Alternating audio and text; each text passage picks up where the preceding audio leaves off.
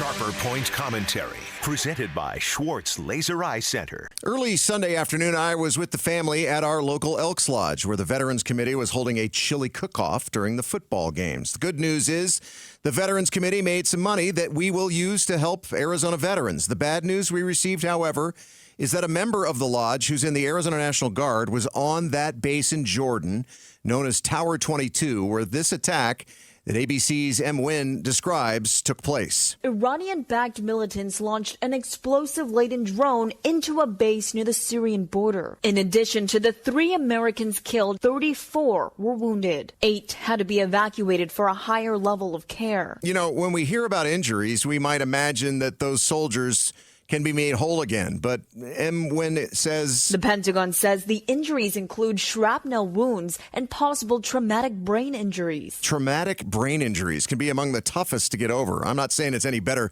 to lose a limb in combat, but at least you can see what's been lost. And some of these soldiers could be dealing with what happened to them in a second for the rest of their lives. I was happy to hear that our lodge member wasn't among them, but when I talked to Mike Broomhead later in the evening, I learned that he'd been told by Major General Kerry Muhlenbeck that Arizona National Guard members of the 158th Infantry Regiment were among those injured in that deadly drone attack. Our friends, neighbors, and family members, those who make up the Arizona National Guard's 158th, deployed this past September in support of Operation Spartan Shield, where their role is to provide law and order and personal security.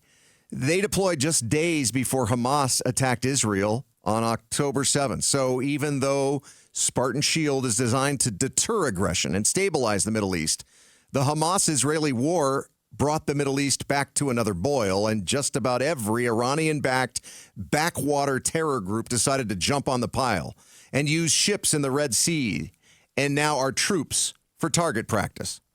Having spent time with our military in a war zone, in fact, not far from this Tower 22 base just over the Iraqi border, anytime a service member is killed or injured, it hurts my heart. But when it's a member of the Arizona National Guard, I know it's going to affect people I know personally. And that includes the family that sits at home, often struggling to pay bills while they wait to hear what's happened. It's one of the reasons I'm so proud to have been a founding board member of Military Assistance Mission, which does these things so that soldiers can focus on their mission, have each other's six while they're in country. And what MAM does is provide financial and morale support to the families of those deployed. And that includes the Arizona National Guard. Thanks for watching Sharper Point.